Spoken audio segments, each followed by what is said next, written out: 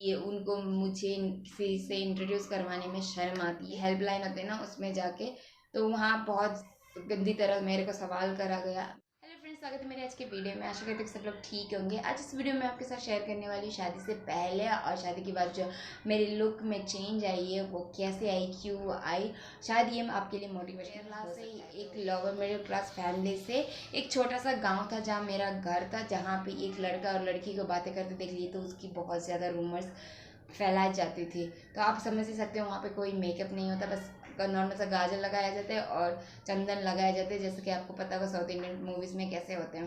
तो वहाँ पे कोई मेकअप नहीं करते, पाउडर भी नहीं लगाया जाता है। अगर आप पाउडर या लिप बाम लगा लेते हो तो स्कूल में टीचर्स के द्वारा बहुत ज़्यादा डांट मिलती है, पढ़ने नहीं आते बोल। फोटो को देख के हमारी शादी की बात चली थी तो मुझे लगा वो नॉर्मल पसंद करा है तो मुझे कोई चेंज लाने की ज़रूरत नहीं, मुझे ये ख्याल था। और जब मेरी शादी हुई थी तो नेपाल से हुई थी गाइस, तो आपको पता होगा वो इंडिया में रहा बंदा गांव में जाता है स्किन टोन डार्क हो पड़ जाती है। पर मैं 2 हफ्ते रही थी तो मैं बहुत काली हो गई थी। आप देख सकते हो मेरी शादी मंदिर में हुई थी, इसमें भी मैंने कोई मेकअप नहीं कर रखा है। और अगर आप मेरी व्लॉग्स देखते हो तो आपको पता होगा मैं मेकअप बिल्कुल भी नहीं करती, मैं जैसी हूँ वैसी ही मुझे पसंद है। मैं एक लोअर मिडिल क्लास फैमिली से बिलोंग करती हूँ जहाँ पे सिर्फ एक फ़ोन था फैमिली पूरे में, जो इमरजेंसी पे कॉल आती थी। तो मुझे इंटरनेट की दुनिया का कोई पता नहीं था और ऑनेस्टली गाइस मुझे दिल्ली की लाइफ के बारे में कोई आइडिया नहीं था जब शादी हो रही थी। फैमिली मैटर्स थे इसलिए मैंने जल्दी शादी करने के लिए मान लिया था। शादी के बाद जब मैंने दिल्ली की लाइफ देखी मैं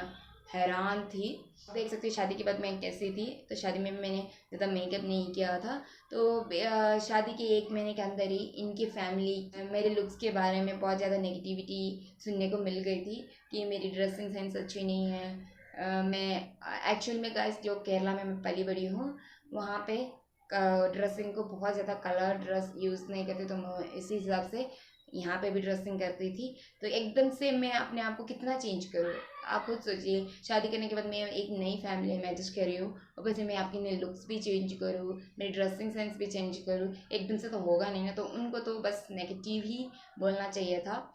मेरे सामने अच्छी अच्छी बातें करते थे और अगर मैं जल्दी घर आ जाती, मीन्स जो घर छोड़ के चले जाते थे, यहाँ मम्मी पापा या सुरेश जी से बातें करते कि अनपढ़ है, गंवार है दिखने में, गंवारन लगती है, पता नहीं क्या क्या ऐसे बोलते थे और वो भी कुछ नहीं बोलते थे। मुझे इस बात का बुरा लगता था वो ये लोग नेगेटिव इतना मेरे बारे में बोलते हैं।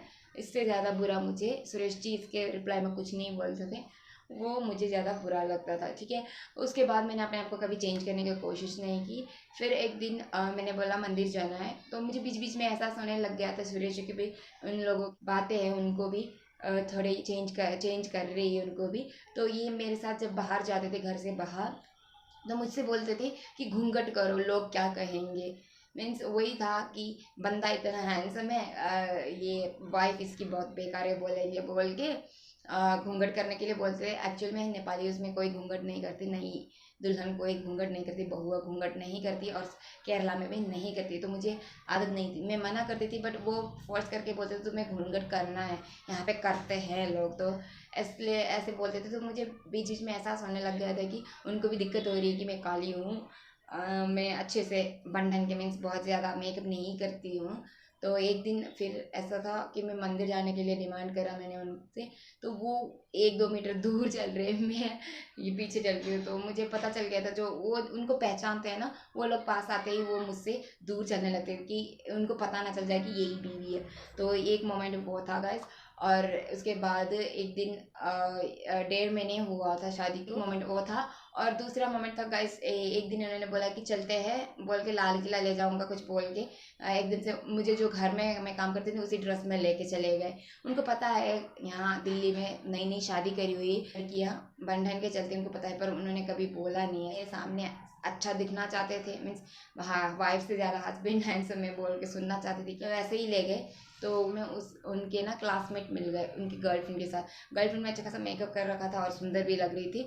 तो उनको मुझे इंट्रोड्यूस करवाने में हिचकिचाहट थी या शर्म आ रही थी, क्या है पता नहीं। उन्होंने बोला यहीं पे बैठ जाओ तुम बोल के, वो दूसरा मेट्रो का डब्बा होता है ना वो उसमें खड़े थे। तो मुझे ले बिना वो चले गए और मेट्रो का लास्ट जो स्टेशन होता है वो चला गया और वो मुझे भूल गए। तब मुझे क्या फील हुआ आप शायद ही सोच पाओगे, क्योंकि मैं एक वस्तु मीन्स ऑब्जेक्ट की तरह उन्होंने भूल गया, उनकी वाइफ उनको पता ही नहीं। तो मुझे बुरा लग रहा था। ऊपर से मैंने जैसे कि बताया मेरे पास फ़ोन भी नहीं था, पैसे भी नहीं थे, तो मैं वही मेट्रो में बैठी रही। मुझे कोई आइडिया नहीं था इस घर का, एड्रेस भी मुझे पता नहीं था। तो मैं वो इतना याद था कि ये वाला मेट्रो स्टेशन से मैं चढ़ी हूँ, मुझे इतना याद था। तो मैं वहीं बैठी रही, आ जाएंगे आ जाएंगे आ जाएंगे सोच के बैठी रही। पर मेट्रो वहाँ चल के पूरे लोगों को उतार के फिर से लोगों को लेके वापस आ गई। पर उनको उन्होंने कभी पूछा भी नहीं। मैंने भैया को फ़ोन किया, ये मैं फ़ोन कर रही हूँ मेट्रो स्टेशन के जो हेल्पलाइन होते हैं ना उसमें जाके। तो वहाँ बहुत गंदी तरह मेरे को सवाल करा गया। मेरी हिंदी भी इतनी अच्छी नहीं थी, क्योंकि केरला में साउथ इंडियन लैंग्वेज यूज़ होती है। तो वो बोलने लगे, टेढ़े मेरे सवाल पूछने लगे कि तुम बीवी हो या ऐसे हो, कुछ नहीं। तो बहुत ज़्यादा मैं तब जो फील कर रही थी मैं यहाँ पे एक्सप्रेस नहीं कर पा रही हूँ। तो मैंने उसके बाद मैंने अपने भैयाओं को फ़ोन किया। मेरे मायके के फैमिली मेम्बर्स के सारे लोगों के मुझे नंबर याद था। तो मैंने उनको कॉल करा कि मैं यहाँ पर बोल दो उनको फ़ोन करके, मेरा फ़ोन अटेंड नहीं कर रहे। तो मेरे भैयाओं ने फ़ोन किया, उनका भी कॉल अटेंड नहीं कर रहे। तो जैसे तैसे करके मैं वहीं पे खड़ी रही, क्योंकि एग्ज़िट करने के लिए मेरे पास पैसे नहीं थे। एक्स्ट्रा 11 रुपये लगते थे उस टाइम, 11 रुपये लगता था, उतने भी पैसे मेरे पास नहीं थे। तो मैं वहीं रही। तो ये आए 3-4 घंटे अपने दोस्तों के साथ घूमने के बाद आए थे। तो वो था एक मोमेंट कि उनको मुझे किसी से इंट्रोड्यूस करवाने में शर्म आती है। नेक्स्ट एक मोमेंट आया था, ये वो शादी के 1.5 महीने हुए थे। तो मेरे रिलेटिव्स से मेरी शादी हो गई, उनको पता चल गया, मीन्स अंकल की बेटी की शादी थी, तो उन्होंने बुलाया था। तो वहाँ पे मैंने जो शादी में लहंगा पहन रखा है वही पहन लिया, और मैंने कोई मेकअप नहीं की। तो ऐसे ही चली गई। इनको बताना चाहिए था ना कि मेकअप करते हैं या ब्यूटी पार्लर में जाके करवाते हैं यहाँ पे, तो उनको मेकअप करवा के ले जाना चाहिए था, ये मुझे लगता है। आपको क्या लगता है ज़रूर कमेंट करके बताना गाइस। तो मैंने लहंगा पहन लिया, ऐसे ही चली गई, बस कंघी करी, बाल ऐसे ही चल गई। तो वहाँ पे भी उनके रिलेटिव्स के कोई थे जो बारात वेट कर रहे थे, तो मुझे वहाँ अकेले लेके बिठा दिया। और वो आंटी आंटी थी, भाभी थी, कुछ थी। तो उन्होंने बोलने लगी कि सुरेश इतना हैंडसम है, तुम इतनी काली सी हो, कैसी हो, गांव से क्यों हो, ऐसे कैसे मिल गए तुम लोग। सुरेश को तो इतने अच्छे प्रपोजल, इतने सुंदर सुंदर लड़कियों के प्रपोजल आते थे, कैसे शादी कर ली ये वो। मुझे इतना दिमाग ख़राब हो रहा था तब, मैं क्या बोलूँ। सिर्फ दिखने से अच्छा नहीं होता, अंदर से क्या होता है उनको जज करने की कोई ज़रूरत नहीं है, बट उनको समझ में नहीं आती। तो मैंने कुछ नहीं बोला, पता नहीं ये वो बोल के मैंने बोल दिया। वो 2 घंटे वो यही बातें करते रही, ये लड़की पसंद थी, वो लड़की पसंद थी, ठीक है कोई नहीं। उसके बाद बारात आ गई, रात के 8:30 बजे बारात आ गई। तो बारात आने के टाइम पे ना इनके जो रिलेटिव थे सारे थे, क्योंकि सुरेश इतना हैंडसम है, इतने सारे सुंदर लड़कियों के प्रपोजल आए थे बोल के, सबको मुझे देखना था वहाँ पे। तो इतने सारे, तो सुरेश ने ऐसी लड़की से शादी की है, गाँव से की है, काली सी है, कोई सेंस नहीं है कपड़ों का, ये सारे रूमर्स फैल चुके थे। तो सबको सुरेश की वाइफ को देखना था वहाँ पे। तो मैं गई, बारात के साथ चल रही थी। तो इनके रिलेटिव्स जो मामा माईजू है, उनके बेटे हैं, सब थे। तो मैंने लिपस्टिक में कुछ नहीं लगाया था, मैंने कोई मेकअप नहीं करा था। तो उनकी माईजू ने लिपस्टिक निकाल के बोला, तुम लिपस्टिक क्यों नहीं लगा रहे, तुम लगाओ बोल के मुझे सारे बारातों के बीच में वहीं पे लिपस्टिक लगवा दिया, लिपस्टिक का आई शेडो बनवा दिया। मुझे इतनी गाइस इतनी बेइज्जती फील हुई ना, मैं आपको बता नहीं सकती। उसके बाद फिर हमने एंट्री की जहाँ पे फूड सर्व करा जाता है। वहाँ जाके उनकी कोई दूर की रिश्तेदार थी, तो उन्होंने बोला सुरेश मुझे तुम्हारी वाइफ से मिलवा दो। तो आके मिलवा दो क्या था, बेइज्जती करवा दो, करना है ले जाओ था उनके मन में। तो लेके आ गई। तो मेरे मुंह पे उन पे वो है कि वो सुरेश जी को तो पता था यहाँ पे शादियों में कैसे बन ठन के जाते हैं। तो वो अपना कोट तो नया ले लिया, बन ठन के, वो तो खुद बन ठन के गए थे, कोई वो नहीं थी। नया कोट ले लिया, शूज़ नहीं, ऐसे खुद तो टिप टॉप होके गए थे, क्योंकि उनको पता था दिल्ली में कैसे होते। पर उन्होंने मुझे एक बार में मुझे नहीं बताया कि कैसे जाते, क्योंकि मुझे लगता है, मुझे मेरे मन में आता है उनको वाइफ से ज़्यादा हैंडसम दिखना था, ऐसा मन में था शायद, इसलिए ऐसा करा होगा, मेरे मन में आता है। मैंने कभी पूछा नहीं, क्योंकि जो नई नई शादी करी होती ना वो ज़्यादा बोलते नहीं, और मैं भी ज़्यादा किसी से बोलती भी नहीं थी। तो उनकी बहन को लेके आए, ये मेरी वाइफ है। तो बस मेरी में सबको दिखा रहा था, पॉजिटिव यही थी कि मैं डिग्री कर रही हूँ, ठीक है, डिग्री की लास्ट ईयर में हूँ।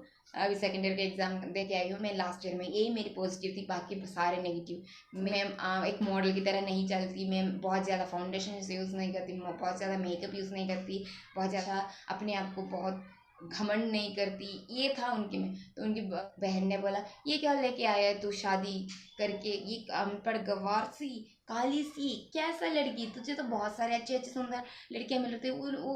उनकी बहन ने मेरे सामने कहा, तो उन्होंने एक शब्द भी मेरे फेवर में नहीं कहा, तो मैंने वो कुछ नहीं कहा। तो मुझे उस टाइम बहुत बुरा लगा, बाप रे क्या था वो। तो ऐसे घर आ गए तो कुछ नहीं बोला। फिर उसके बाद इतने सारे उसके अलावा बहुत सारे सुनने को मिलता था, फिर भी मैंने अपने आप को कभी चेंज नहीं किया। खुद सोचो गैस, मैं नए फैमिली को एडजस्ट कर रही हूँ। 21 साल तक जो कल्चर मैंने जिया है उसको मैं 5 मिनट में बदल दूँ, 2 लोगों के रूमर्स के चक्कर में मैं बदल दूँ? नहीं, मैंने कभी बदलने की कोशिश नहीं की, क्योंकि मुझे लगता था जो पिक देख के या मुझे रियल में देख के शादी किया उनको तो कोई दिक्कत नहीं, फिर मैं इन लोगों की बातों के लिए मैं अपने आप को क्यों बदल दूँ, ऐसा मुझे लगता था। इसलिए मैंने कभी बदला नहीं अपने आप को। कहा सुनी होगी, आपको पता है ये न्यू मैरिज में तो बहुत ज़्यादा शक करते हैं, ये अफेयर वफेयर ये सब होता है। कुछ मैसेजेस चैट्स मैंने देख लिया था लड़की के, तो उस चीज़ में कहा सुनी हो गई, तो वो मुझे कंपेयर करने लगे कि तुम दिखने में कैसी हो, काली सी अनपढ़ गवार सी, वो वैसी नहीं है, वो एक अच्छी जॉब पोस्ट में है, HR पोस्ट में थी एक्चुअल में, वो अच्छी खासी पढ़ी है, HR पोस्ट में हो, आपकी तरह थोड़ी ना। तो वहाँ से गाइस मैंने अपने आप को इतना स्ट्रॉन्ग बना लिया, मीन्स अंदर से मैं धीरे धीरे टूटने लगी। फिर एक दिन जब मैं फर्स्ट बेबी का 8 मंथ प्रेग्नेंट थी, तो इन्होंने बोला आप करो बाग चलते हैं। तो मैं इतनी डल फील करती थी, फिर भी मैंने मना नहीं किया, उन्होंने बोला है सोच के। तो करो बाग के जो मार्केट लगती है वहाँ पे चले जा रहे, तब ये ना दूसरी लड़कियों को बहुत ज़्यादा कंपेयर कर रहे हैं मेरे से।